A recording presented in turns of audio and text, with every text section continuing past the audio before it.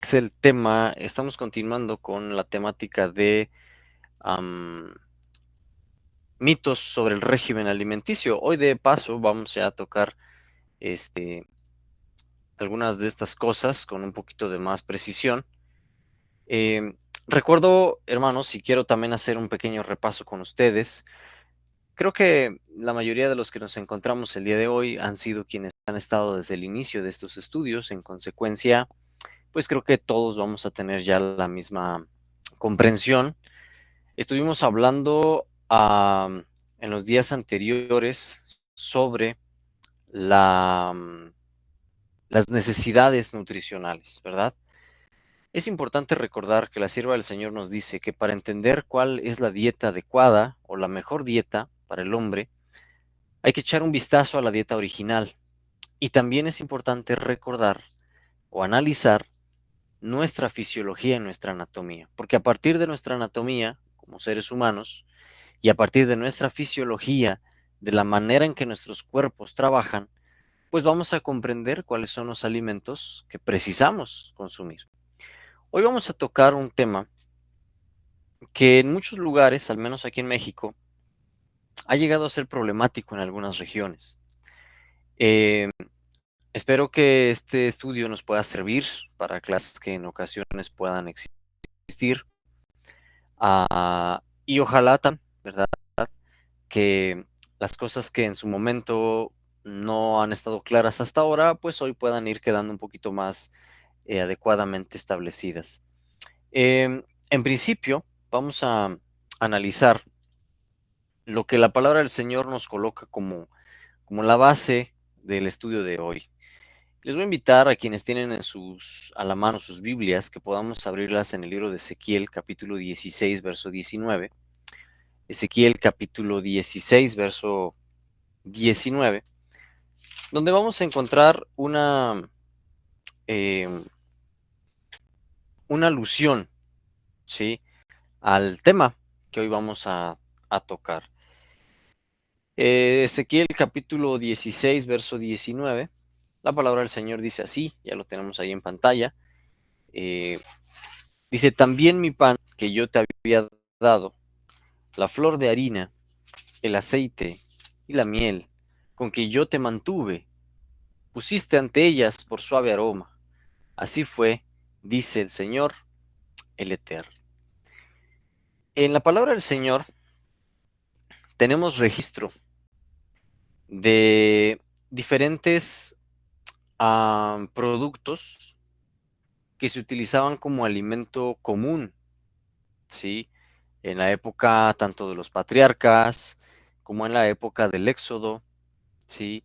Inclusive en los tiempos de Cristo mismo tenemos registro también del uso de algunos productos como los que se mencionan aquí en este pasaje. Tanto en el Antiguo como en el Nuevo Testamento hay registro del uso de la flor de harina para el pan, naturalmente, el uso del aceite. El aceite, deben recordar, hermanos, que perseguía fines tanto alimenticios como simbólicos, de acuerdo a lo establecido por el libro Levítico y Deuteronomio.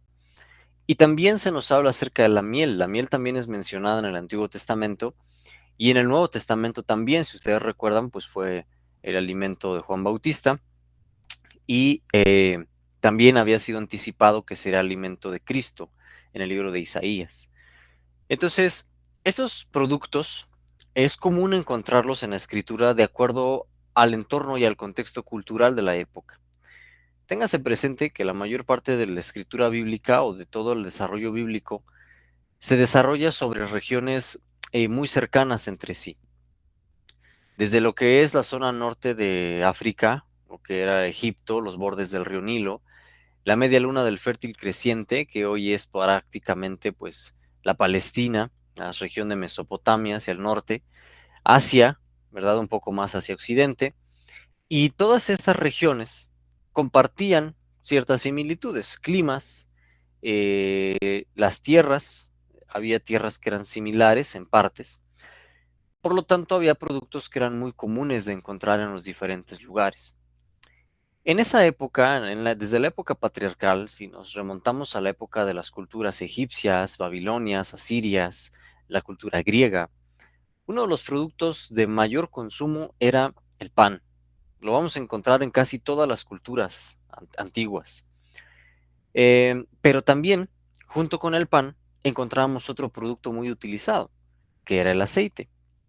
El aceite resulta que se encontraba no solo entre los hebreos, sino incluso también entre los egipcios, para los mismos dos fines, tanto para fines rituales, simbólicos, como para fines nutricionales o alimenticios. Eh, por cierto, que en la palabra del Señor, en el libro de Éxodo, capítulo 29, verso 23, me gustaría que me acompañen si tienen sus Biblias. Este pasaje sí no lo tengo aquí en la presentación, entonces hay que buscarlo, por favor. Éxodo capítulo 29, verso 23. La palabra del Señor dice así: también una torta de pan y una hojaldre amasada con aceite y una lasaña del canastillo de los ácimos presentado a Jehová. Eh, Nuevamente encontramos, sí, descripciones del uso del aceite y en relación al pan. O sea, es muy común en la palabra del Señor encontrar el consumo del aceite en relación también a el pan. Ahora, vamos a Primera de Reyes 17:12, porque este verso que acabamos de leer de Éxodo tiene una connotación un tanto más ceremonial, tiene un poco más que ver con el santuario. Sin embargo, sí me gustaría que leyéramos Primera de Reyes 17:12 para que comprendamos algunas cositas eh, en respecto a esto, ¿sí? Seguramente el relato le suene conocido. Es el relato sobre el profeta cuando es enviado, ¿sí?, a encontrarse con la viuda, una viuda en Sarepta que le iba a proveer alimento. Y en ese encuentro, la viuda en su pobreza no tenía prácticamente nada de comer. Esas son sus palabras. Primera de Reyes 17:12. Ella respondió: vive Jehová, Dios tuyo, que no tengo pan cocido, solamente un puñado de harina que tengo en la tinaja, un poco de aceite en una botija, y ahora cogía dos cerojas para entrarme y aderezarlo para mí y para mi hijo, y que lo comamos y muriéramos.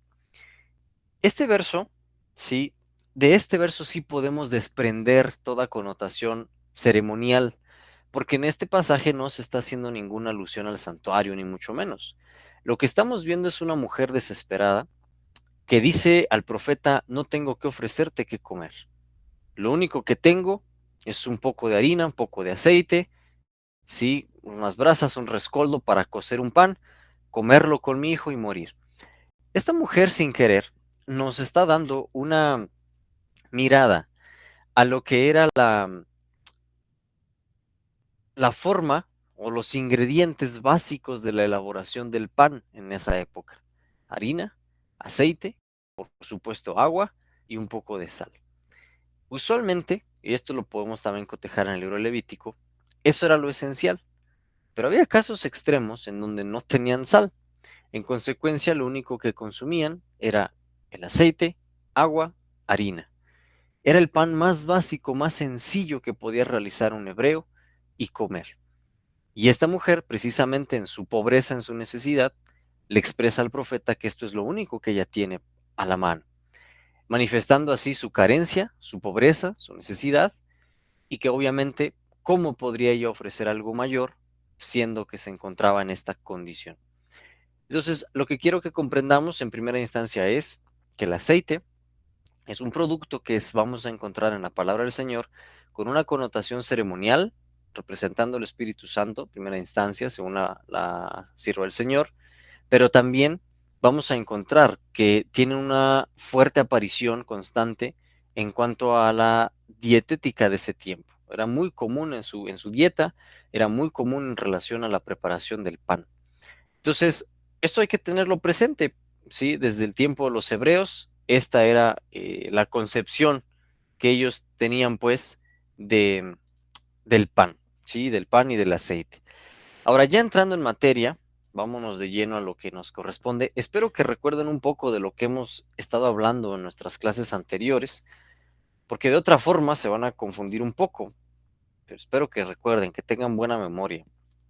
En las clases anteriores hemos estado estudiando que en lo que respecta a los nutrientes, ¿sí? Todos los nutrientes van a tener también un factor importante, ¿sí? En relación a la energía.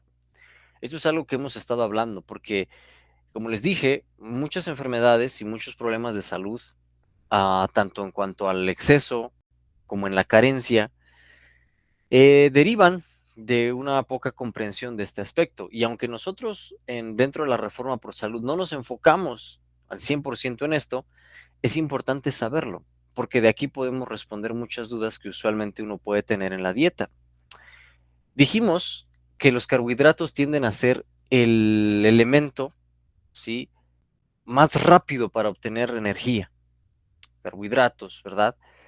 Sin embargo, ah, hizo falta mencionar que si nosotros lo pusiéramos en comparación, las grasas, los lípidos, en realidad son los nutrientes que más valor energético poseen, o sea, más energía nos podrían aportar. De paso, se sabe que pueden proporcionar hasta el doble de energía de lo que proporciona un gramo de carbohidrato o un gramo de proteína. Eso es lo que aporta un gramo de grasa, casi el doble, si no es que está un poco más. Pero ¿cuál es el problema con los lípidos? Que son sustancias difíciles de digerir. Esto téngalo presente. Al ser sustancias difíciles de digerir, aun cuando el beneficio puede ser mucho, hablando acerca de energía, es complicado hacer su digestión y a veces se puede gastar más energía de la que se gana eh, si nos basáramos solamente en los lípidos. Por esa razón, los lípidos, las grasas, no los podemos usar como nuestra única fuente de energía. Las grasas tienen varias funciones, incluso en la absorción de vitaminas. Hay vitaminas que se les conoce como las vitaminas liposolubles, es decir, se van a diluir, ¿sí? Su solvente van a ser las grasas. En este caso, me refiero a la vitamina A, a la vitamina D y a la vitamina E, así como también, ¿sí?, la vitamina K. Las cuatro vitaminas son importantes, ¿sí? La vitamina A, por ejemplo, tiene mucho que ver con la conformación de uñas sanas, cabello sano, ojos sanos, ¿sí? Que nuestra capacidad visual esté sana. La vitamina D, por ejemplo, tiene mucho que ver con el sol. Es generalmente con lo que más la relacionamos, ¿no? Que al tomar un poquito de sol podemos entonces cargarnos de vitamina D. Efectivamente, sí tiene que ver con eso, pero ¿qué creen? Para poder absorber o aprovechar los beneficios del sol, necesitamos de grasita, grasa que hay debajo de la piel. Los ergosteroles del colesterol van a permitir que se transforme justamente la captación de la energía del sol en vitamina D. Necesitamos grasita para hacer esa conversión. La vitamina E, también fundamental para el funcionamiento del sistema nervioso, neurológico, y la vitamina K, indispensable para la correcta cicatrización de las heridas. Entonces, todas estas vitaminas, para poder ser absorbidas adecuadamente en nuestro cuerpo, necesitamos el consumo adecuado de grasas. Ya desde aquí yo quiero ser claro con ustedes, porque dentro de la dieta vegetariana existen extremos, lo hemos estado estudiando, existen extremos. Y hay personas que han caído en el extremo de decir, la grasa es mala, la grasa engorda, no hay que comer grasa. Y todo lo que tiene apariencia de grasa, lo evitan a toda costa. Desde lo que es un aguacate hasta lo que es una cucharada de aceite de oliva o un aceite comercial de girasol, de soya o incluso cacahuates, o sea, todo lo que tenga un poco de grasa, dicen es malo, hay que evitarlo. Bueno, por eso me refiero a esto, para aprovechar el tiempo que tenemos, pues hay que ser claros. Razone lo que usted acaba de escuchar en relación a la función de la grasa en nuestro cuerpo. Si yo me someto a una dieta en la cual limito completamente la ingesta de grasas, uno de los principales problemas que voy a tener es que en consecuencia va a haber al menos 4 vitaminas fundamentales que mi cuerpo no va a poder absorber adecuadamente si yo no estoy consumiendo las grasas que requiero. Estas van a ser la A, la D, la E y la K. En consecuencia, un consumo nulo de grasas, de lípidos, o sea, no comer grasas, me puede llevar a problemas serios, desde problemas en los ojos, como que las heridas no cicatricen, como fragilidad en los huesos e inclusive también la pérdida de cabello y debilidad en las uñas, o también problemas con el sistema nervioso. ¿Quién lo diría, no? O sea, no lo pensamos, a veces no lo relacionamos, pero es que, por eso les repito, esto tiene mucho que ver con las funciones en las que intervienen las grasas en nuestro cuerpo. Más adelante vamos a ir aclarando a qué nos referimos cuando hablamos de que debemos de consumirlas o no, ¿ok? Quiero volverles a recordar esta partecita que estudiamos la vez anterior. ¿Qué pasa cuando yo por alguna razón consumo demasiados carbohidratos, más de los que mi cuerpo necesita? Les expliqué que hay dos vías que van a ocurrir. En primera instancia, el exceso se va a almacenar con forma de glucógeno en nuestros músculos, pero una parte también en el hígado. Y si se llenan los depósitos de glucógeno muscular y hepático, el excedente de carbohidratos se va a transformar en grasa y se va a guardar en el tejido adiposo, debajo de la piel. Esto va a provocar entonces, pues, la apariencia de que estamos engordando, ¿sí? Porque se nos empieza a llenar de grasitas los depósitos de los pliegues de la piel. Esto va a suceder entonces de forma contraproducente a largo plazo. Cuando nosotros comemos más carbohidratos de los que debemos, muchas harinas, mucho pan, muchas galletas, refrescos, el exceso continuado a lo largo del tiempo va a provocar entonces que las reservas hepáticas y musculares estén llenas constantemente. En consecuencia, casi todo el excedente ahora se va a ir a los tejidos adiposos y vamos a empezar a engordar o dar la apariencia de que engordamos. En realidad es una acumulación de, em, de grasa lo que estamos experimentando. Precisamente en ese respecto, ¿sí? Debemos tener esta precaución. Las personas que tienden a tener este excedente en el consumo de carbohidratos van a manifestar este problema. Pero ahora, resulta que aunque puede ser un problema cuando es un excedente a largo plazo, también debe ser una ventaja si esto está adecuadamente dirigido. ¿En qué sentido? Pues que nuestro cuerpo precisamente está diseñado para que si hay un excedente, este excedente se guarde en el tejido graso debajo de la piel, con funciones específicas. Protegernos del frío, ¿sí? Porque una capa gruesecita de grasa nos da protección contra el frío. Nos funciona como una reserva de energía en casos de emergencia. Si usted por alguna razón eh, deja de comer o se ve en la necesidad de tener un ayuno obligado, ¿sí? Que no estaba en los planes. Bueno, pues si usted no come por 24 horas, la glucosa se termina. La glucosa disponible en su cuerpo en sangre se termina. Inmediatamente va a entrar en función el glucógeno hepático, ¿sí? Y muscular. Pero si aún este glucógeno se terminara y el ayuno se prolonga, pues tenemos una reserva más que nos va a proteger, la reserva de grasa que está debajo de la piel. Pero si no somos personas que acostumbremos a ayunar o a tener estas necesidades, esa reserva nunca se va a usar y se va a seguir acumulando y acumulando y acumulando y vamos a tener un excedente que terminará en sobrepeso. Entonces, este es uno de los problemas a los que más nos enfrentamos hoy en día porque usualmente les comentaba en una clase anterior, cuando vemos personas gorditas, lo primero que pensamos es que deje de comer grasa. Y la recomendación no está del todo mal, pero junto con esa recomendación, fisiológicamente también se debiera de recomendar que esa persona debe de cuidar la ingesta de carbohidratos, porque de nada le va a servir no comer grasa, no comer cosas fritas, si sigue comiendo muchas harinas. No va a haber un descenso en el peso e inclusive puede haber otros problemas de salud.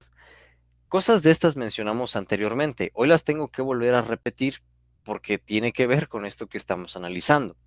Cuando hablamos de grasas en la alimentación, usualmente lo vamos a catalogar en dos grupos: grasas de origen animal y grasas de origen vegetal. Es algo pues simple, sin mayor complicación. Las grasas de origen animal ¿sí? Se les atribuye un nombre más técnico, ácidos grasos saturados, ¿sí? Estos los vamos a encontrar pues en la carne, en el pescado, en la manteca, mantequilla, leche, o todos los derivados lácteos. Allí vamos a encontrar grasas saturadas, ¿sí? O grasas de origen animal. Pero también tenemos las grasas que son de origen vegetal. A estos les llamamos grasos insaturados. Ejemplos de ello, pues son los aceites o las grasas que vamos a encontrar en aceites de semillas, ¿verdad? Como aceite de aguacate, aceite de pepitas de calabaza, de pepitas de uva, aceite de linaza o el mismo aceite de oliva, ¿sí? Estos son grasas de origen vegetal, ácidos grasos insaturados. También lo vamos a encontrar en frutos secos. ¿Y qué creen? Hasta en pequeñas cantidades en algunas verduras, ¿sí? Como la zanahoria y algunas otras cosas. Cantidades muy mínimas, pero ahí están. Ahora, es importante aquí hacer una aclaración porque hoy en día nos enfrentamos a un problema a nivel casi mundial. Según las estadísticas, a nivel mundial, uno de los primeros factores de muerte o de las causas de muerte en el mundo es la arteriosclerosis, ¿sí? Y esta está provocada mayormente, hermanos y hermanas, por el consumo de grasas saturadas, grasas de origen animal. Cuando nosotros comemos muchas de estas grasas de origen animal, nuestro nivel de colesterol aumenta en la sangre. ¿Cuál debiera ser, porque aquí ya estamos hablando de cuestiones técnicas, cuál debiera ser los niveles adecuados de colesterol y triglicéridos en nuestra sangre? Seguramente usted debe de recordar, porque creo que lo mencioné en alguna clase anterior, que cuando nosotros hacemos una analítica de sangre, podemos enterarnos de en qué condición está nuestra salud solamente a través de un examen de unas gotas de sangre. En este proceso, entonces, vamos a recordar que de los diferentes productos sanguíneos, cada uno tiene parámetros, ¿sí? En lo que se refiere a las grasas, hay dos parámetros a medir, colesterol y triglicéridos. Entonces vamos a hablar un poquito de lo que son los triglicéridos. En el cuerpo humano, en una persona saludable, el nivel máximo de triglicéridos debiera de ser de 150 miligramos sobre decilitro, ¿sí? En cuanto al colesterol, 200 miligramos sobre decilitro. ¿Qué quiere decir esto? Que si usted es una persona que un día se hace un examen de sangre y resulta que usted tiene el colesterol en 300, eso quiere decir que usted tiene el colesterol elevado, ¿sí? Ahí puede haber un problema de salud relacionado con ese número. Si usted tuviese sus triglicéridos en 250, también esto indica un problema. Los triglicéridos y el colesterol están elevándose más de lo que deberían, lo que indica que hay algún detalle con su hígado o sencillamente con su dieta. En algo estamos fallando. Hay casos muy severos donde por un descuido terrible de la salud, el colesterol, los triglicéridos pueden llegar a cifras exageradas, 500, hasta en fallas pancreáticas, 1000 triglicéridos. Es demasiado, lo que indica ya un riesgo potencial para la salud. Pero también podemos caer en el otro extremo, que no tengamos niveles suficientes al menos para vivir, ¿sí? Entonces, ¿qué ocurre? Si una persona se alimenta mal, toma mucho refresco, come mucha grasa, muchas cosas fritas, mucha carne, muchos lácteos, a largo plazo el colesterol va a aumentar. Y ese aumento de colesterol va a hacer que el exceso de grasa, vamos a ponerlo así, se empiece a depositar en las paredes de los vasos sanguíneos, de nuestras arterias principalmente, y se va a endurecer. Esa grasa se endurece, como la imagen que ustedes ven, y comienza a formar tapones, ¿sí? Que provocan la enfermedad llamada arteriosclerosis. Si esta enfermedad, ¿verdad?, afecta las arterias coronarias, que van al corazón, se va a manifestar lo que se conoce como una angina de pecho, dolor súbito en el pecho, ¿sí? ¿Por qué? Por una obstrucción. La sangre no está fluyendo como debería. ¿Cuál es el riesgo de esto? Ah, pues que si este estrechamiento que ustedes ven aquí en pantalla, si este estrechamiento se cierra más y ya no deja pasar la sangre, pues la sangre no va a llegar a donde debe de llegar. Y si la sangre no llega a los lugares que debería, a esto le vamos a conocer como un infarto, falta de vascularización sanguínea. Si el cerebro no recibe suficiente sangre, le conocemos como un infarto cerebral. Si el corazón, el músculo cardíaco que permite que el corazón lata, no recibe suficiente sangre, le conoceremos como un infarto de corazón. Por esa razón, esta cuestión de comer muchas grasas saturadas, animales, es peligrosísimo. Y hoy nosotros somos testigos de muchos problemas de esto. Inclusive también últimamente, aquí en Latinoamérica, están aumentando mucho las tasas de embolias. Es algo similar, pero lo que ocurre allí es que la grasa comienza a viajar en el interior del vaso sanguíneo y la grasita se empieza como a formar lo que le llamamos trombos, aglomeraciones, ¿sí? Que a su vez se juntan con eritrocitos muertos, ya viejitos, y provocan como, digamos, bolitas, vamos a ponerlo así, bolitas sólidas que van viajando alrededor de su torrente sanguíneo. Si una de esas obstrucciones llega a tapar una arteria en el cerebro, en el corazón, esto obviamente va a provocar un problema serio. Estaríamos también ante un posible infarto o alguna embolia. Por esa razón, el consumo de las grasas es algo importante de analizar, porque por un lado, hoy mucha gente está muriendo por excederse en el consumo de grasas o de carbohidratos, pero por otro lado también existen carencias, ¿sí? Y justamente de ello es de lo que queremos pues un poquito reflexionar con ustedes en esta clase. Miren, quiero explicarles rápidamente eh, que dentro de las grasas vamos a tener unidades. Las unidades aquí le vamos a llamar triglicéridos. En la vez pasada hablábamos acerca de los carbohidratos, les hablé de los glúcidos, ¿sí? Que son las unidades compuestas por glucosa. Aquí les vamos a llamar triglicéridos, ¿sí? Que es una molécula de glicerol o glicerina y 3 ácidos grasos. Ahora, igual que en todos los procesos, les expliqué la otra vez, cuando nosotros comemos los alimentos, nuestro cuerpo tiene que descomponerlos en las unidades más pequeñas. De lo más grande, lo va a deshacer hasta lo más pequeño. Y esto mismo va a ocurrir con los triglicéridos, las grasas. Las grasas que nosotros consumamos tienen que ser descompuestas para que puedan ser absorbidos en el cuerpo. Como ya dijimos, los ácidos grasos pueden ser saturados, principalmente los que encontramos en los alimentos de origen animal, insaturados, los alimentos de origen vegetal, o poliinsaturados, ¿sí? Ahorita vamos a tomar un poco de allí.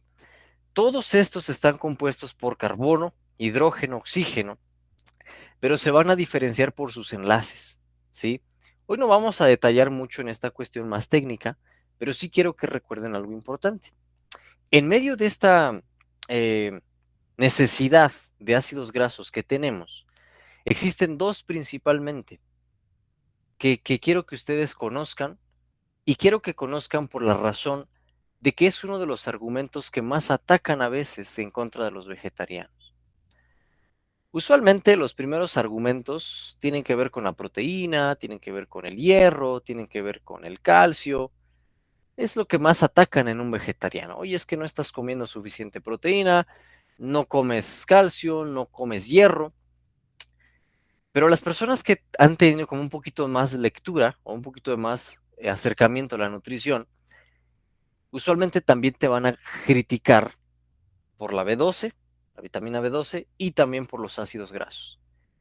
El argumento es que en una dieta vegetariana no podemos encontrar los ácidos grasos esenciales para la vida. Algo así como cuando te dicen que necesitas comer carne para tener proteínas completas. Entonces, más o menos la misma lógica. Entonces, quiero explicarles un poco de esto para que ustedes tengan noción de qué es lo que ocurre en ese argumento. Miren, primero tenemos que aclarar una cosa, esto sí en mayúsculas. Resulta que hay dos ácidos grasos que sí tenemos que consumir, que comer nosotros. ¿Por qué? Porque el cuerpo no los puede sintetizar por sí solo. Debe haber un precursor para que estos puedan llegar a existir. A esos ácidos grasos le vamos a llamar esenciales. Y aquí tenemos dos, bueno, más bien cuatro, pero vamos a empezar por estos dos. Ácido linoleico y el ácido alfa-linolénico, que así para no complicarnos mucho le vamos a llamar ALA, ¿sí? El ácido alfa-linolénico. Estos son ácidos insaturados. A ver, si están poniendo atención, ¿qué dijimos que eran los insaturados? ¿Dónde encontramos los ácidos grasos insaturados? Bueno, si se acuerda, tiene buena memoria y está poniendo atención, recordará que dijimos que estos los vamos a encontrar en los alimentos vegetales, ¿sí? Entonces, el ALA lo vamos a encontrar en alimentos vegetales, precisamente grasas vegetales, mayormente los aceites de semillas. Allí lo vamos a encontrar. Ahora, es importante conocerlo porque, ¿qué creen? Este es el que nos va a servir para obtener otras fuentes. Hay otros dos ácidos que también se llegan a considerar esenciales. El ácido eoicosapentónico, ajá, y el ácido docosahexaenoico. En palabras un poco más simples, y como usualmente en nutrición los vamos a abreviar, el EPA y el DHA. Seguramente ustedes han escuchado ya sobre estos dos. Ahora, el argumento en la nutrición es que estos dos los encontramos en el pescado, sí o sí. O sea, casi siempre lo primero que te dicen es, estos ácidos grasos solo los encuentras en el pescado. Entonces, si no quieres tener carencias, pues tienes que comer pescado. Y ese es el argumento bajo el cual muchos vegetarianos, cuando empiezan a tener descuidos en su régimen y problemas de salud, se dejan llevar por este tipo de comentarios y lo primero que piensan es, creo que me hace falta EPA, DHA, tengo que suplementarme. ¿Por qué? Pues porque el argumento es que en el mundo vegetal no los encuentras, que tienes que comerlo directamente del pescado. Hoy sabemos que sí lo encontramos en fuentes vegetales, aunque no tan fáciles de conseguir, ¿sí? Se va a encontrar mayormente en algas, microalgas, ahí lo vamos a encontrar. Pero ¿qué creen? Esta es la clave que les decía hace rato. Si consumimos alimentos ricos en ALA, ¿sí? ¿Recuerdan lo que mencionamos? Que son de origen vegetal, vamos a tener este problema resuelto porque nuestro organismo, principalmente a través del hígado, va a iniciar una ruta metabólica sorprendente para convertir el ALA en EPA y después en DHA.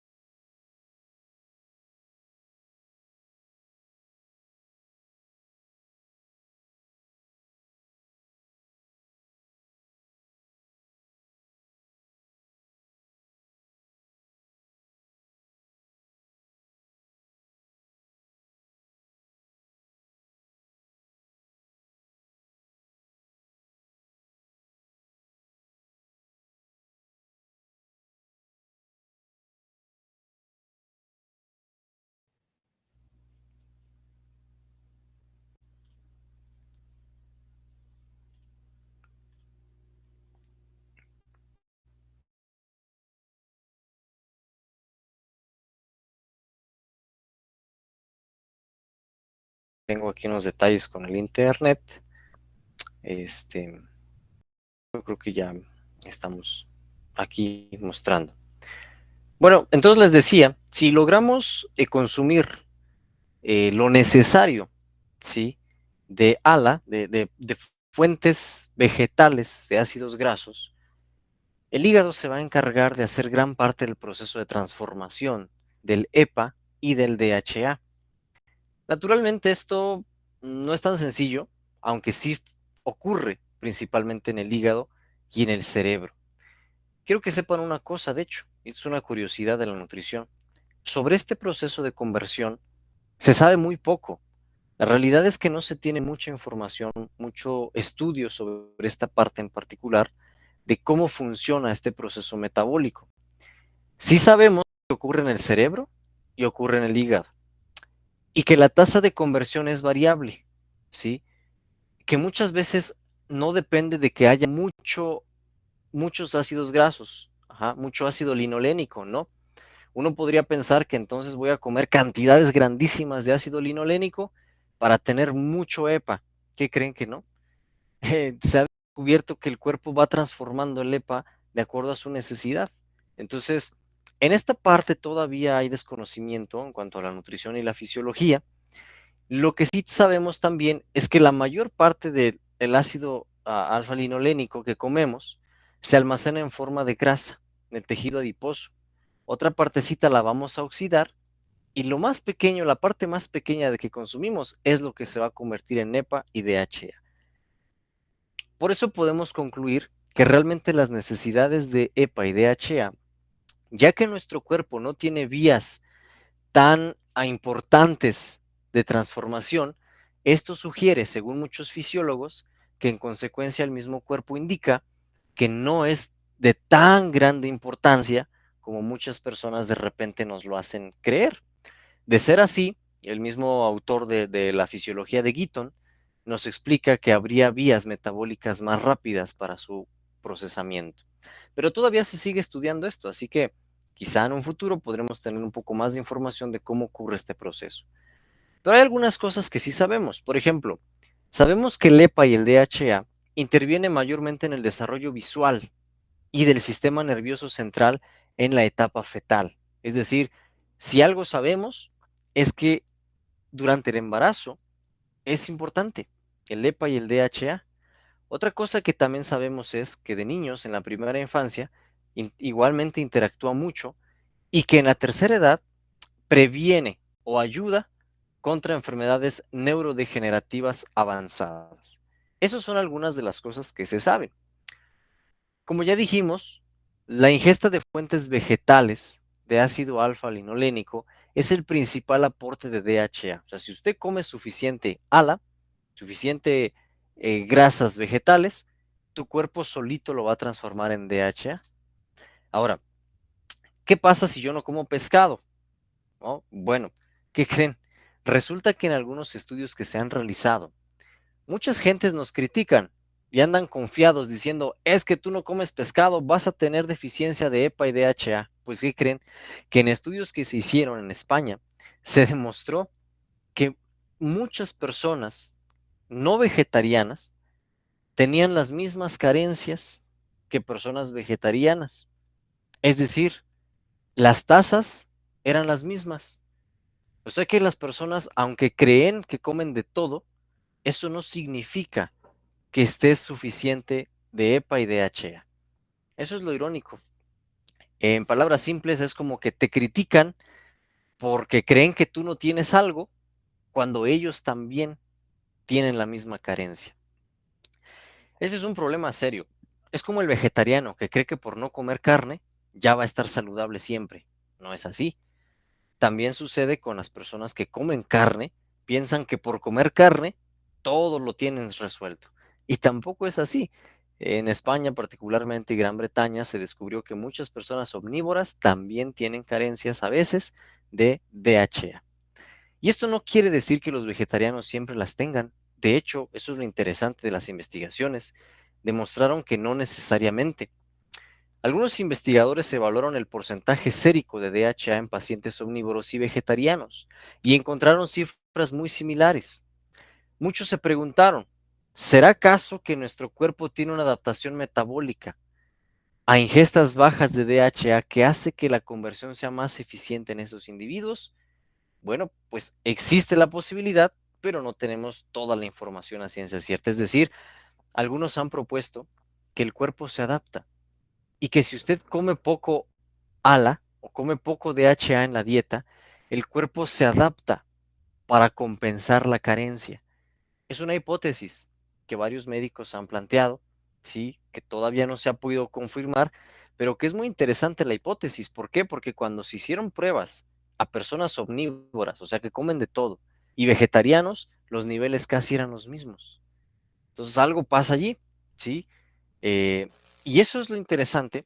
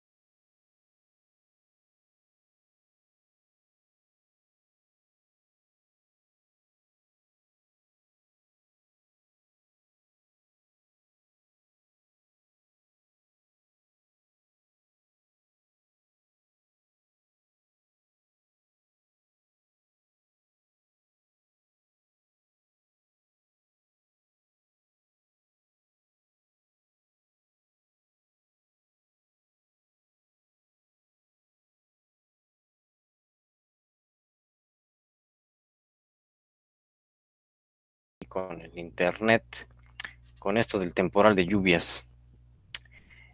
Bueno, continuando con lo que estábamos viendo, am, hay una situación que es importante que ustedes conozcan sobre esta cuestión de lo que estamos comentando. Cuando nosotros hablamos de una deficiencia, esto quiere decir que hay un exceso. Para saber entre exceso y deficiencia debe de haber un punto medio que le llamaríamos normalidad. En la nutrición, a eso se le llama ingesta diaria recomendada, o sea, cuánto debemos de comer de cada cosa. Usualmente, en la nutrición, que se es muy técnico, se miden miligramos, por ejemplo, de vitaminas, minerales, etcétera. Pues resulta, ¿sí? Y ya a partir de aquí les voy a estar colocando las fuentes para los que les interese checar la diapositiva. Ahí están las fuentes de los estudios que voy a estar citando. Resulta que para el DHA no hay ingestas diarias recomendadas. Todos los países, incluso la OMS, tienen debates, como que no se ponen de acuerdo en cuál es la ingesta diaria recomendada. ¿Por qué? Porque como les dije, no conocemos mucho todavía de estas cosas, de este elemento en particular y su función en el hígado. Entonces, no hay como tal una cifra que se te pueda decir debes comer esta cantidad. Algunos dicen que por no suplementarnos con esto, con EPA y DHA, vamos a tener problemas de corazón. Alguna vez a mí me lo llegó a comentar una enfermera, me dijo es que si no comes pescado o te suplementas con EPA, vas a tener problemas de corazón. Pero ¿qué creen? Que la evidencia más actual, los estudios más actuales nos dicen que la evidencia actual no justifica aconsejar a veganos y vegetarianos que complementen su régimen alimentario con EPA y DHA para la prevención de enfermedades cardiovasculares. Lo mismo que para problemas cognitivos. No hay evidencia de que una ingesta de DHA menor cause ningún efecto adverso en la salud o en la función cognitiva. Entonces, ¿qué pasa? Últimamente nos venden mucho esta idea de suplementarnos con ácidos grasos. Pero ¿qué crees? Tristemente, como en muchas ocasiones ha sucedido, esto es más una cuestión de negocio y propaganda, porque los estudios no respaldan que realmente lo necesitemos. Mira otro estudio. No existen datos sobre el beneficio terapéutico potencial de la suplementación con EPA, DHA o ALA en personas que ya consumen una dieta vegetariana. Es decir, si tú ya eres vegetariano, solamente por ser vegetariano tú ya redujiste muchísimo el riesgo de problemas cardíacos, solo por ser vegetariano. Entonces, no tendrías por qué preocuparte por problemas en tu corazón, porque de por sí ya tienes una ventaja por ser vegetariano. No hay pruebas suficientes para recomendar la suplementación con ácidos grasos omega 3 con fines de protección cardiovascular. O sea, si se trata del corazón, no hay suficiente sustento para obligarnos a tomar esos suplementos. Ahora, en 2020 se hizo una revisión que nos indicaba la forma en la que podríamos mantener el equilibrio. Y aquí se dio un consejo. Este consejo sí se los quiero dejar. Para lograr tener la suficiente ingesta de omega 3, EPA, DHA, tenemos un enemigo. Y ese enemigo es el omega 6. El omega 6 también es un tipo de grasa, pero es una grasa que vamos a encontrar en la mayoría de los aceites comerciales. Cuando usted consume demasiado omega 6, la absorción y metabolismo del omega 3 reduce. Esto entonces es un problema serio en nuestra época actual. Eh, bueno, este es otro estudio más, la revisión Cochrane, que nos habla acerca de que no hay evidencia directa sobre los efectos de los ácidos grasos omega 3 en la incidencia de demencia. O sea que hay personas que les dicen, toma omega 3, desde que cumple 50 años, empieza a tomar omega 3, empieza a tomar EPA y DHA. Y las personas están compre y compre y compre suplementos porque tienen la esperanza de que si lo toman, cuando lleguen a viejitos, no van a tener demencia, ni Alzheimer, ni Parkinson, pero tampoco hay evidencia que los respalde. Les digo, tristemente hoy en día con esto de los omegas, ha sido más propaganda comercial que necesidad sustentada en los estudios recientes. En el primer mundo, sí, o en la mayoría de los países hoy en día de Occidente también industrializados, la alimentación es muy rica en omega 6. Todos estos aceites, mayonesas, mantequillas, están saturados de omega 6. Cuando nosotros comemos demasiado de esto, el omega 3 no se absorbe. Así que es igual de importante tener un consumo adecuado de omega 3 que disminuir la ingesta de omega 6, porque si no, no va a haber una correcta aprovechamiento. Entonces, ¿cuáles son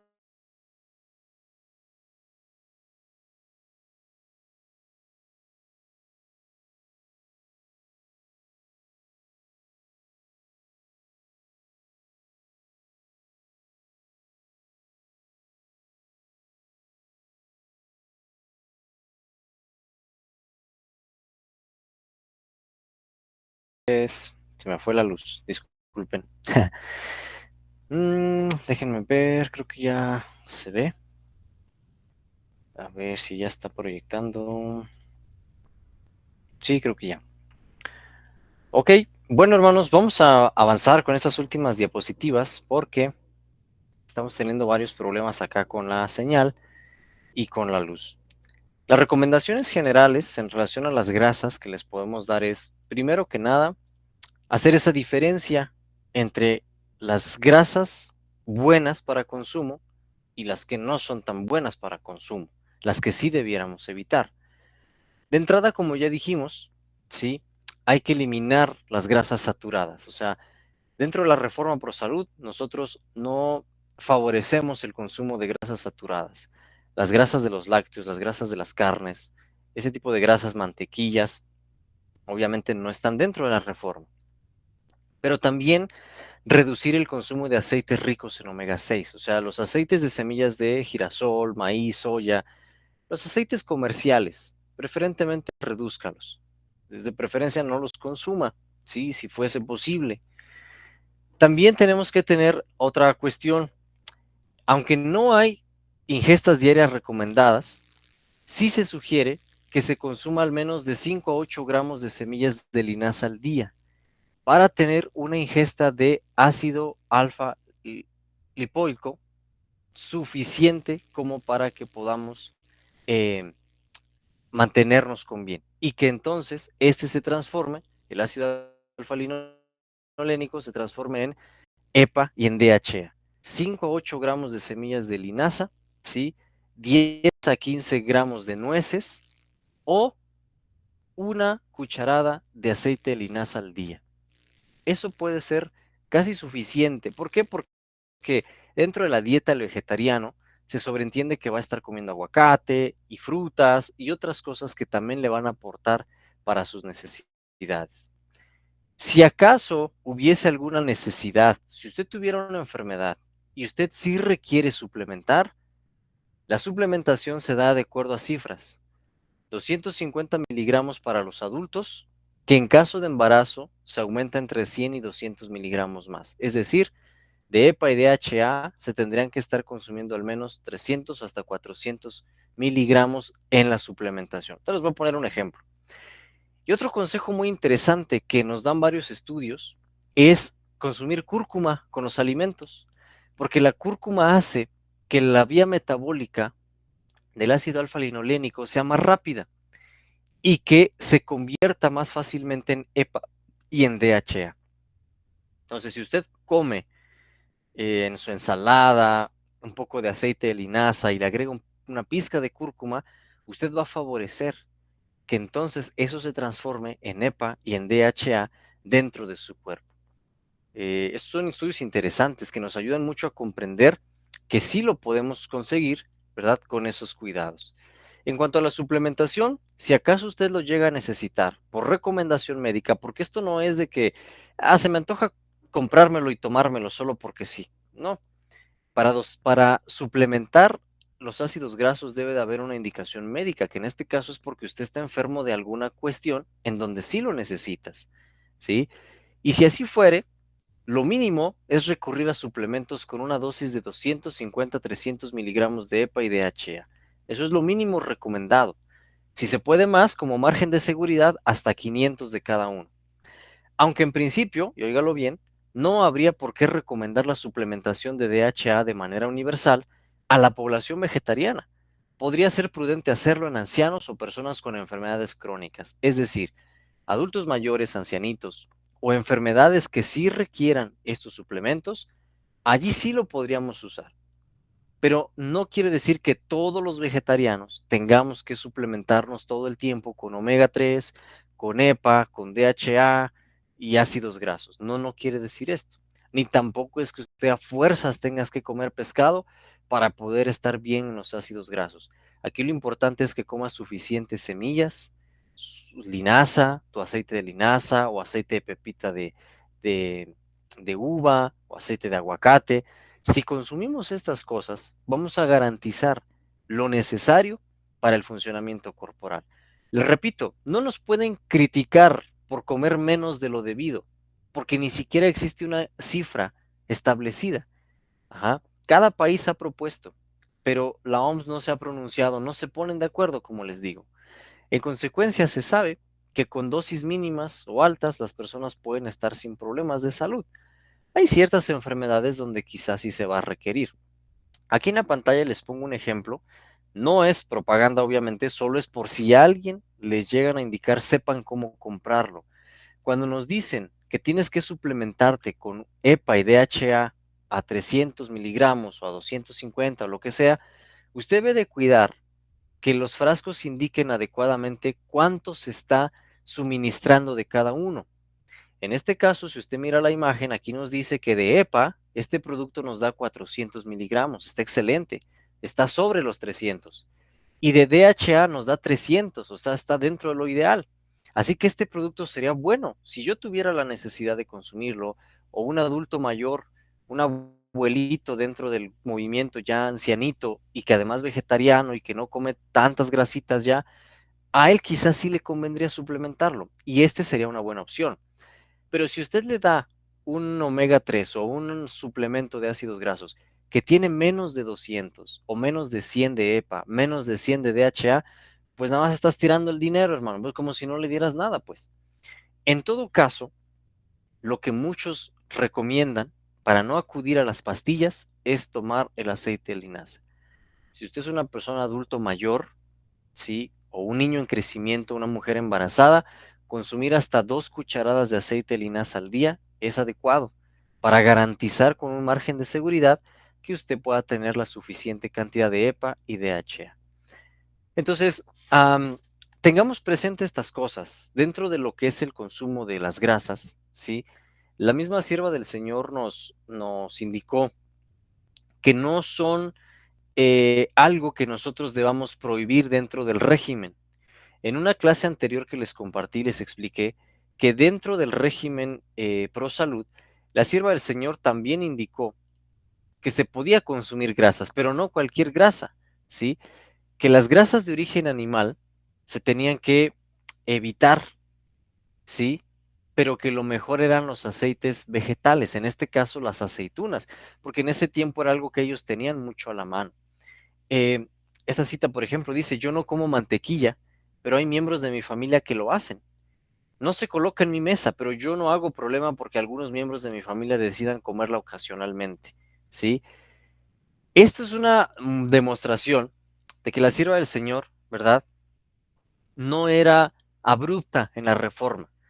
Ella recomendaba y ella esperaba que las reformas se hicieran graduales de acuerdo al conocimiento que recibimos. Recuerde que en la casa de ella de repente trabajaban muchas personas y no todos conocían el mensaje al 100%, entonces la transición era lenta. Pero dentro de su hogar, al menos sabemos, tenemos registro de que sus hijos, su esposo, ellos no consumían mantequilla, tampoco ella, ¿sí? ¿Qué consumían en su lugar? Cuando querían comer grasa, ¿qué comían en vez de mantequillas? Aceite de aceitunas, ¿sí? O lo que nosotros hoy llamamos el aceite de oliva. Es el equivalente que ellos consumían en ese tiempo. El aceite de oliva sí es una fuente buena de um, omega 3 y poco omega 6. Eso es lo que necesitamos. Recuerde, comer poco omega 6 y más omega 3. Pero hoy en día la gente en el mundo está al revés. Comen mucho omega 6, muchos aceites, mayonesas, mostazas, ese tipo de cosas, y poco omega 3. La sierva del Señor dice, las frutas, los cereales, las legumbres, las hortalizas, preparados de una manera sencilla, sin ninguna clase de grasas ni especias, constituye juntamente con la leche o la crema el régimen alimenticio más saludable.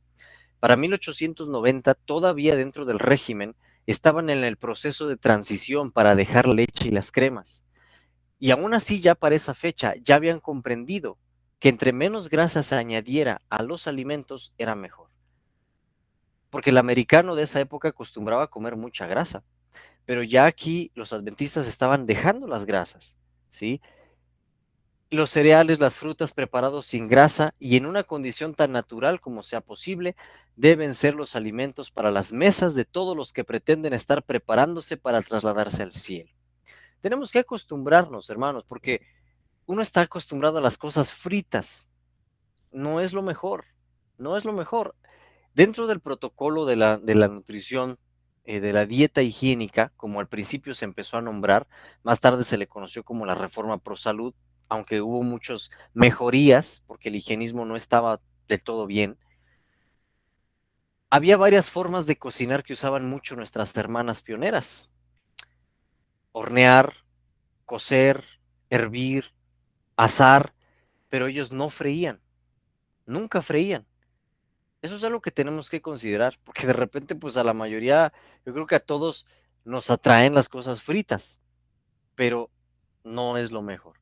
Y los aceites prensados en frío, como los aceites de linaza, de oliva, de aguacate, son aceites diseñados para comerse en crudo. O sea, los puedes agregar a tu ensalada o tomarlos directo así. No necesitan ser cocinados o pasados por fuego, se pueden comer así en crudo. Entonces, es algo que quiero que tengamos presente dentro de las grasas. En lo que respecta a esta sección, ¿sí? De los lípidos, de las grasitas, quiero am, concluir aquí. Primera, porque se me está yendo pues mucho la señal, de repente como que a mí se me traba aquí la pantalla, no sé si es por la computadora o el internet, y de repente por eso como que me distraigo, disculpen. Pero también am, esto es lo más general o lo más importante que les quería decir. Podríamos hablar mucho más de los riesgos de las grasas, pero bueno, creo que la mayoría pues ya lo sabemos de antemano. Solo quiero que sí nos quede claro esta parte, ¿sí? Consumir grasas dentro de la dieta es esencial. Tampoco la reforma pro salud es dejar todas las grasas. No comas aceite de olivo porque es grasa, te hace daño. No comas semillas, no comas aguacate. No, hermanos. Hay quien dice, vamos a hacer pan. No le agregues grasa, no le agregues aceite. ¿Qué creen? Pues también hay registro de varias recetas de cocina de pan dentro de los pioneros, donde agregaban aceite a su pan. O sea, ¿a qué voy con esto? Que no es un alimento que vamos a prohibir, sencillamente saber cómo comerlo y en qué momentos comerlo, ¿sí? Aceites comerciales, definitivamente preferir no su consumo. comer aceite de oliva, comer aceite de linaza, estos son aceites buenos. El aceite de coco también puede ser una buena opción para quienes la tienen disponible. Y pues que ustedes recuerden esto, porque algún día les van a querer atacar diciendo es que si no comes pescado, no estás comiendo EPA, no estás comiendo DHA y vas a tener enfermedades. Pues bueno, ya vimos que los estudios modernos indican que no es así, que hasta las personas que comen de todo tienen carencias de EPA y DHA y que no es necesario comer pescado para tener un equilibrio. Basta con que usted coma suficientes semillas oleaginosas, de repente, como ya dijimos, aceite de linaza, aceite de olivo, ¿sí? Y además también, pues tener un equilibrio en la ingesta de proteínas, vitaminas, minerales, verduras, frutas. Si tenemos estas cosas en consideración, pues hay pocos riesgos para su salud. Si acaso usted es una persona adulta mayor o algún problema de salud relacionada con el cerebro, con el sistema nervioso usted tuviera, en ese caso ya hay que consultarlo de manera individual, porque tal vez usted pueda requerir. Pero entonces, hermanos, quítense esa preocupación, porque hay muchos hermanos, de repente me tocó conocer gente que decía, me tengo que comprar un suplemento de vitamina B12, un suplemento de omega 3, un suplemento de calcio, un suplemento de zinc, un suplemento de hierro. Oye, pues, ¿qué pues? Entonces, ¿dónde en la palabra se nos dice que tengamos que estar tomando tantas pastillas para suplementar? Pero el problema aquí es que muchos nos hemos hecho, pues, flojitos, porque andamos a las prisas, y a veces solamente comemos arroz, frijol todos los días, no hay variedad en la dieta y nos da flojera prepararnos una ensalada. Se nos hace más fácil tomarnos 3 pastillas porque pensamos que ahí ya van los nutrientes, ahí ya va el zinc, ahí ya va el omega 3, ahí estoy tomando ya la B12 y entonces nos descuidamos, ¿sí? Tengamos esa precaución.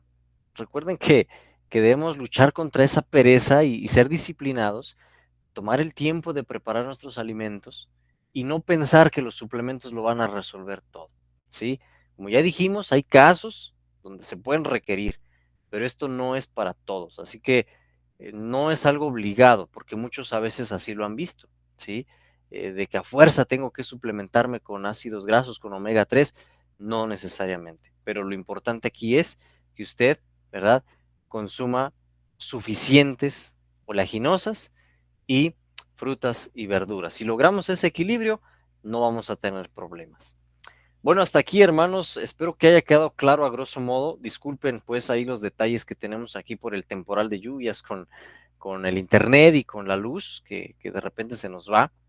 Pero bueno, hasta aquí está esta parte. ¿Tienen algún comentario, hermanos? ¿Tienen alguna duda?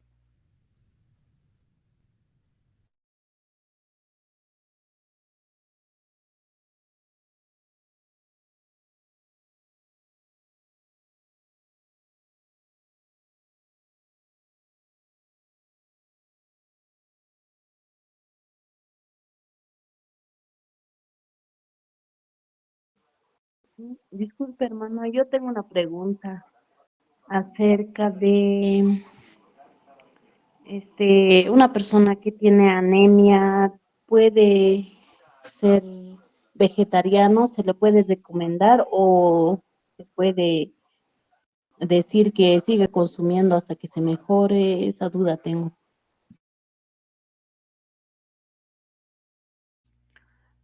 Bueno, no tiene mucho que ver con el tema que estudiamos, pero podríamos decir a grosso modo, y eso de manera muy rápida, porque obviamente tendríamos que entrar en una explicación, pero no hay ningún inconveniente, todo lo contrario. Una dieta vegetariana bien equilibrada va a ayudar a que esa persona salga más rápido de su problema de anemia, porque hay dos tipos de hierro, el hierro no hemo y el hierro hemo, ¿sí? Entonces, los vegetales van a proveer un hierro que es más fácilmente asimilable para el cuerpo. Entonces, tengan esa consideración, ¿sí? No, no es ahorita la clase, quizás eso lo vayamos a ver en detalle cuando toquemos el punto de las carnes, de las proteínas, pero no hay ningún problema. Una dieta vegetariana bien equilibrada, bien balanceada, se puede aplicar tanto en bebés recién nacidos, óigalo bien, recién nacidos, ¿sí? Neonatos, infantes, embarazadas, mujeres lactantes, ancianos a tercera edad, adultos, mujeres, niños, es decir, y esto no son mis palabras, son las mismas palabras, ¿sí?, de asociaciones de nutrición a nivel mundial, desde asociaciones como lo es la OMS, como incluso también la Asociación Americana de Dietética, dicen que una dieta vegetariana bien balanceada es saludable en cualquier etapa del ciclo de la vida humana, ¿sí? El problema, ¿cuál es? Pues no saberla equilibrar o no saberla balancear. Pero una persona, como repito, con anemia, le va a ayudar mucho justamente eliminar las carnes y tomar más jugos, más verduras, más frutas. ¿Cuál es el problema? Que tenemos prejuicios que nos han metido desde niños, que la carne, los quesos son una dieta más fuerte, más sustentable, llena más, da más fuerza, y eso es una mentira terrible, ¿sí? Entonces, tener esa partecita clara, que el comer carne no significa o no garantiza, ¿sí?, evitar esas enfermedades. ¿Y sabe por qué? Porque esto es lo curioso. La tasa de anemia en pacientes vegetarianos y no vegetarianos es casi la misma también. O sea, si usted agarra, digamos, 50 personas vegetarianas y 50 no vegetarianas, de esas 50, quizá una de cada grupo va a tener anemia. O sea, casi es lo mismo. Es lo que les decía. Mucha gente se confía y dicen, es que yo como carne, yo como queso, yo como todo, yo no voy a tener anemia. Mentira, también se pueden enfermar de anemia, ¿sí? Entonces, esa es la cuestión. Aquí la sugerencia sería que obviamente la transición se haga suave, porque también no podemos, como ya les he explicado en otras clases, hacer los cambios de manera brusca. Si esa persona quiere ser vegetariana y está enferma de anemia, se puede, pero debe llevar un proceso cuidadoso, ¿sí? No solamente así de golpe, porque sí.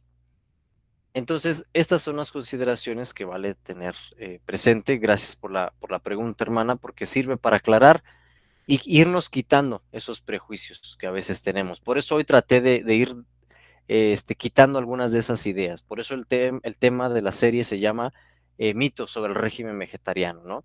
Y uno de los mitos que más nos dicen es que hay que comer pescado para tener B12, para tener omega 3. Pues ya vimos que al menos por el lado del omega 3, eso es una mentira, porque comiendo suficiente y balanceado en cuanto a oleaginosas, aceites, estamos del otro lado, estamos con bien, ¿sí? Ya lo de la B12 y la proteína lo vamos a ver en las siguientes clases. Hermanito Daniel, buenas noches. Quería hacer una pregunta.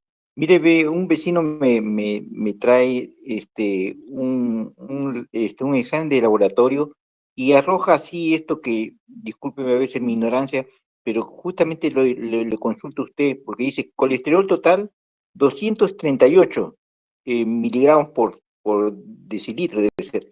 Y después le ponen al costado hasta 200 entre, o sea, valores normales y son hasta 200. Y después le ponen triglicéridos 137 miligramos por decilitro y 50, y dice valores normales está entre 50 y 150 miligramos por decilitro. ¿Me podría usted explicar, o sea, qué decirle si tiene una buena digestión, o, perdón, una buena salud, o cómo hacer para que, porque le dijeron creo que el colesterol estaba alto? O sea, ¿es eso, hermanito? ¿Me puede usted reconfirmar? Muchísimas gracias por la respuesta. Ok, gracias, hermano. Bueno, como les comenté, el colesterol debe de estar en un rango máximo de 200, los triglicéridos en un rango máximo de 150. Este paciente tiene un rango de colesterol de 230 y tantos, escuché, y de triglicéridos en 130 y algo también. Entonces, en cuanto a triglicéridos, está dentro de rango de control, o sea, está bien, vaya. Y en colesterol está un poquito pasado, pero la cifra es mínima, lo que indicaría que no hay como tal un riesgo. Sí sería bueno que esta persona ya se empiece a cuidar. Si es una persona que todavía consume carnes y esas cosas, pues lo ideal es que deje de consumir carnes rojas, que haga más ejercicio, porque eso es uno de los problemas por los que también se eleva mucho el colesterol, el ser inactivos. Y también otra cosa importante, pues, que consuma menos omega 6, como ya estudiamos, y más omega 3. Y otra recomendación, que seguramente ustedes ya deben de estar pensando, disminuir las harinas. Entonces, si esta persona deja de comer tantas harinas, deja de comer tantos aceites, hace más ejercicio, ese número de colesterol se va a bajar solito, sin necesidad de medicamento. Cuando ya el número se nos eleva hasta 300, ahí sí, ya empieza a haber síntomas serios. Cuando los triglicéridos se nos elevan hasta 300, 400, va a haber dolores de cabeza, mareos. Cuando la persona está sentada y se levanta, se marea de golpe, debilidad, cansancio, a veces temblores en las manos, en los pies, sensación de que no tienen hambre. Muchas veces eso puede indicar que los triglicéridos están elevados, dolores de cabeza todo el tiempo, constantes, es otro síntoma de esto. Pero esta persona en particular está bien. Ahora, ¿por qué? Aprovechando la pregunta del hermano, quiero hacerles una aclaración. Miren, hace tiempo, una hermana se sentía un poquito enferma, una hermana aquí en México se sentía enfermita y tenía varios síntomas que estaban un poco extraños. Le mandamos a hacer unos estudios de sangre. Y óigalo bien, cuando la hermana me entrega los estudios de sangre, esa hermana tenía un colesterol en 92 y tenía unos triglicéridos en 41. ¿Qué quiere decir esto? Ahí era al revés, hermanos. Los niveles, en vez de estar elevados, estaban demasiado bajos. Era una hermana que sí se veía delgada y se veía cansada, con un semblante, una piel blanca, como cuando uno está enfermo. Cuando vimos esos números, nos dimos cuenta del problema. Inmediatamente le preguntamos, hermana, ¿usted come grasa? ¿Come aguacate? ¿Come aceites? ¿Come en su pan? ¿Le agrega un poquito de aceite al pan? No, hermano, yo no como nada de eso porque la hermana Guay dice que no debemos comer grasas. Y yo le pregunté, hermanita, ¿en qué parte? ¿En dónde está el escrito donde la hermana Guay indica que no debemos comer grasas? Le digo, muéstremelo para saber, porque yo no nunca lo he encontrado, pues. Y me mostró justamente algunas citas como las que hace rato les mostré, donde ella se refiere a la grasa animal. Y le dije, hermana, mire, es que aquí hay una confusión. El problema es que la hermana Guay no está prohibiendo todas las grasas, se refiere a las grasas animales, pero no a la grasa vegetal. Y ella menciona, le mostré la cita que a ustedes también, el aceite de oliva. ¿Cuál era el problema de esta hermanita? Estaba cayendo en un extremo de no comer nada de grasa, pero absolutamente nada, ni semillas ni aguacate. Entonces, ¿cuál era el problema? Estaba enfermando de seriedad. Pero ¿saben cuál es el problema mayor en esos casos? Y por eso les platico este testimonio. Porque obviamente ella como madre de familia, pues ¿quién creen que cocinaba? Ella. Y obviamente si ella no comía esas cosas, tampoco se las daba de comer a su familia. Entonces esto me empezó a dar curiosidad. Y aunque su esposo no estaba enfermo, no se sentía mal, yo le dije, hermana, dígale a su esposo que se haga estudios de sangre. Pues ¿qué creen? Lo mismo. El esposo ya tenía los niveles también muy bajos de colesterol y triglicéridos y además, am,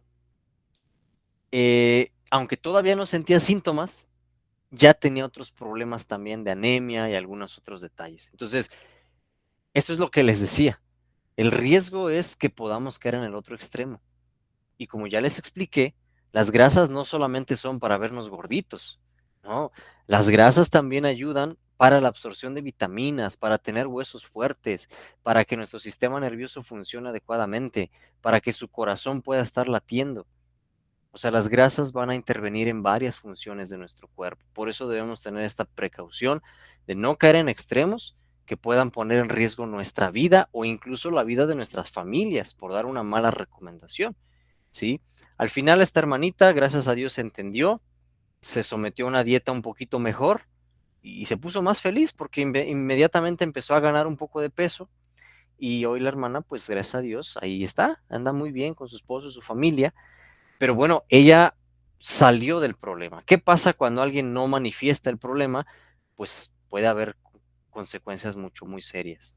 Entonces, para que ustedes tengan eso en cuenta y entonces podamos comprender que ningún extremo es bueno, hermanos.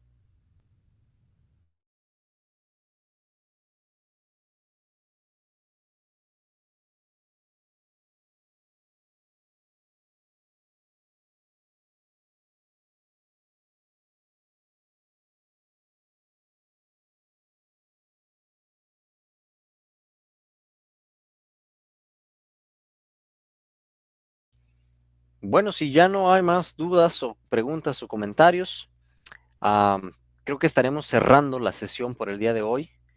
Creo que rompí récord porque terminé temprano, parece. Pero bueno, es el tema hoy en sí no era tan complejo, tan extenso. Vamos paso a pasito. En la siguiente clase, si Dios nos permita, ya vamos a hablar sobre, me parece que las proteínas.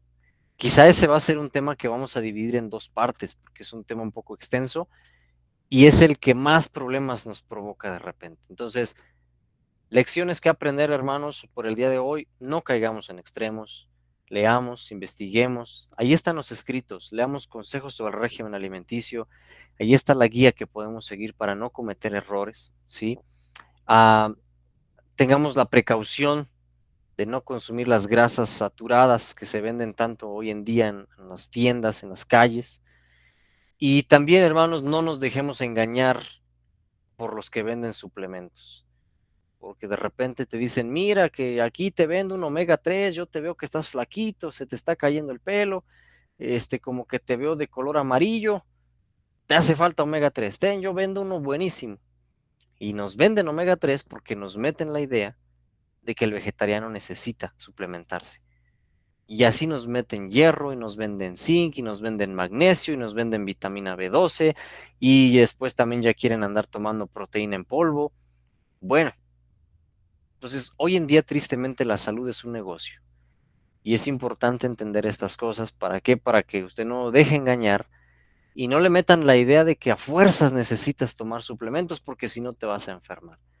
No, hermanos, recuerden que la dieta original, nuestro Señor dijo, os doy toda planta, todo árbol que da fruto y que da semilla.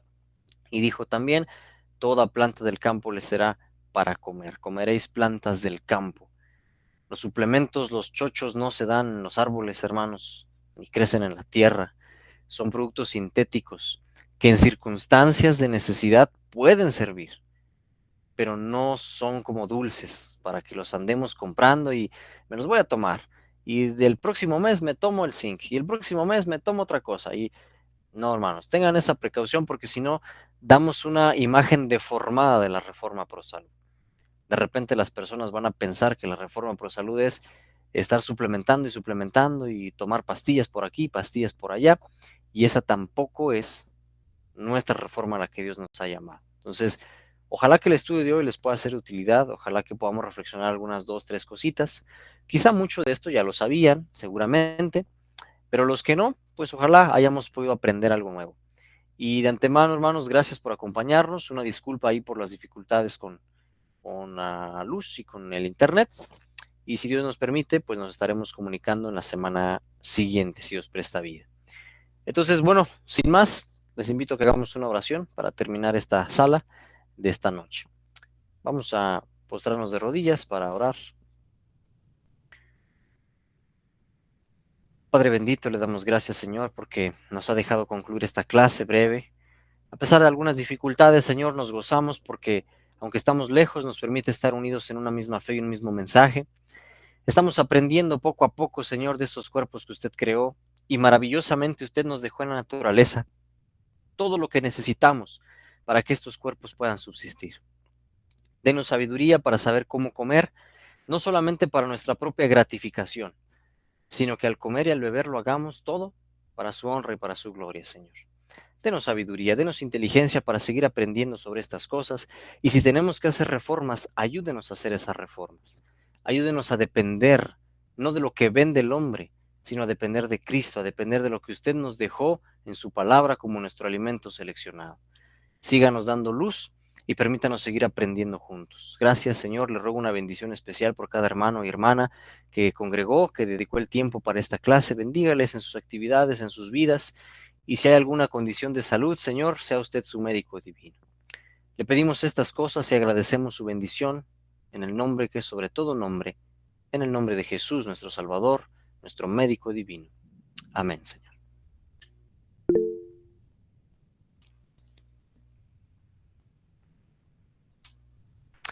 Bien, hermanos, pues Dios les bendiga. Una bonita noche, hermanos.